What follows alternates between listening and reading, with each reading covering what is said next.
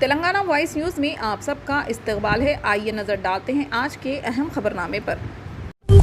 T R S کے working صدر کے تارک راماراؤ نے کوٹاپلی جے شنکر کو ان کی برسی پر خراج عقیدت پیش کیا۔ پروفیسر جے شنکر الگ تحریک کے ایک نظریہ ساز کے طور پر ابھرے اور کاکتیہ یونیورسٹی کے سابق وائس چانسلر تھے۔ وہ علیحدہ تلنگانہ تحریک سے 5 دہائیوں سے زیادہ عرصے تک سرگرم رہے۔ انہوں نے علیحدہ تلنگانہ کی حمایت کرنے والی مختلف تنظیموں سے اپنا تعاون بڑھایا۔ وہ ٹی آر ایس پارٹی کے لیے رہنمائی قوت تھے جو اپنے کیڈرز بالخصوص نوجوانوں کے علیحدہ ریاست تلنگانہ کے قیام کی خواہشات کو آگے بڑھاتے تھے۔ انہوں نے 9 دسمبر 2009 کو مرکز کے ساتھ ٹی آر ایس کے مذاکرات میں کلیدی کردار ادا کیا، جس کی وجہ سے علیحدہ تلنگانہ ریاست کی تشکیل ہوئی ہے۔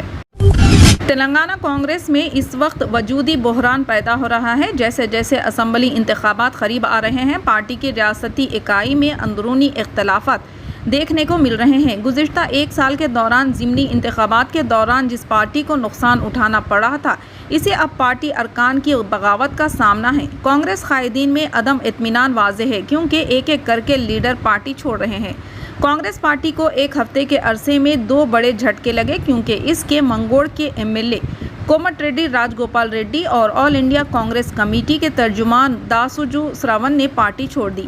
پارٹی کے اندر افراتفری کے لیے ٹی پی سی سی کے سربراہ ریونت ریڈی کو ذمہ دار ٹھہراتے ہوئے اے آئی سی سی کے سابق ترجمان نے کہا، تلنگانہ کانگریس کمیٹی کے صدر ریونت ریڈی کانگریس پارٹی کے بنیادی اصولوں اور جمہوریت اور سماجی انصاف کے اقدار کے نظام کے خلاف کام کر رہے ہیں۔ وہ پارٹی کو اپنی مرضی کے مطابق چلا رہے ہیں، خواہشات اور فینسی طریقے سے۔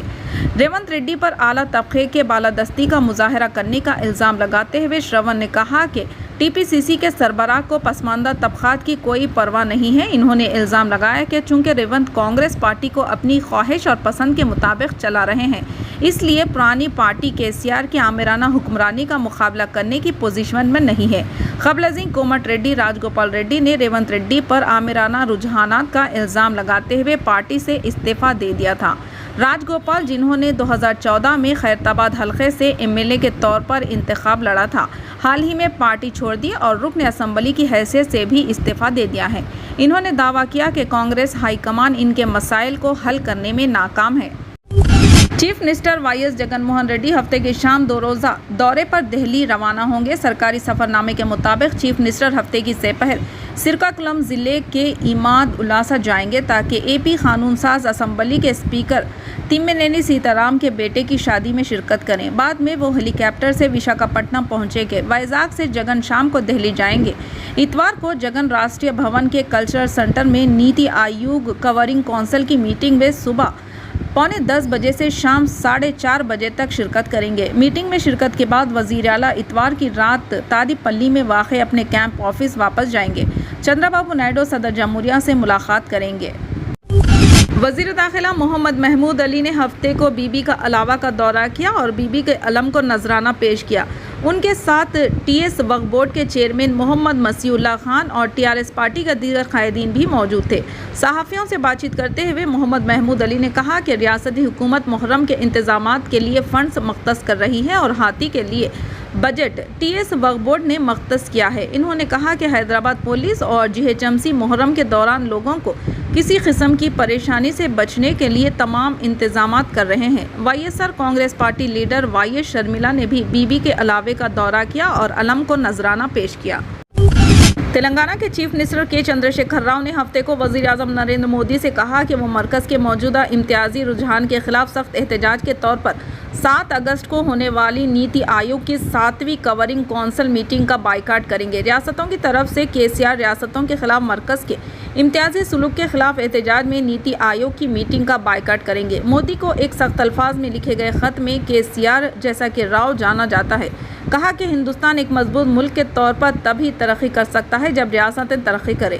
انہوں نے کہا کہ مضبوط اور اقتصادی طور پر متحرک ریاستیں ہی ہندوستان کو ایک مضبوط ملک بنا سکتی ہیں۔ ان حقائق کے پیش نظر مجھے 7 اگست 2022 کو ہونے والی نیتی آیوگ کی 7ویں کورنگ کونسل میٹنگ میں شرکت کرنا مفید نہیں لگتا اور میں مرکزی حکومت کے موجودہ رجحان کے خلاف سخت احتجاج کے طور پر اس سے دور رہ رہا ہوں۔ ریاستوں کے ساتھ امتیازی سلوک کرنا اور ہندوستان کو ایک مضبوط اور ترقی یافتہ ملک بنانے کی ہماری اجتماعی کوششوں میں ان کے ساتھ برابر کے شراکت داروں کے طور پر برتاؤ نہیں کر رہا۔ راؤ نے اس میٹنگ کے بائیکاٹ کی متعدد وجوہات بیان کرتے ہوئے خط میں کہا، آزادی کا امرت مہوتسو کے ایک حصے کے طور پر 75ویں یوم آزادی کے تقریبات سے پہلے تلنگانہ حکومت نے چار مینار، گولکنڈہ قلعہ اور حیدرآباد کے دیگر تمام یادگاروں اور مقامات پر مفت داخلے کا اعلان کیا، جو آرکیولوجیکل سروے آف انڈیا کے ذریعے محفوظ ہے۔ مفت داخلہ 5 سے 15 اگست تک کھلا ہے اور ہندوستانی شہریوں اور غیر ملکی سیاحوں دونوں کو اجازت ہے۔ کنڈا پور حیدرآباد، چار مینار حیدرآباد اور قلعہ گولکنڈہ میں آثار قدیمہ کا میوزیم ان یادگاروں حیدرآباد میں سے ہیں۔ دریاسنا ورنگل میں ورنگل قلعہ جو ASI کی طرف سے محفوظ یادگار بھی ہے۔ مرکزی وزارت ثقافت نے 5 سے 15 اگست تک ملک بھر کے تمام آثار قدیمہ کے سروے آف انڈیا سے محفوظ یادگاروں اور مقامات پر مفت داخلے کا اعلان کیا۔ فی الحال کے لیے اس خبرنامے میں بس اتنا ہی۔ دیکھنے کے لیے آپ کا بہت بہت شکریہ۔ اگر آپ نئے ہیں اس چینل پر تو سبسکرائب ضرور کر لیں اور بیل آئیکن کو دبا لیں تاکہ ہماری ہر خبر آپ تک پہلے ملے۔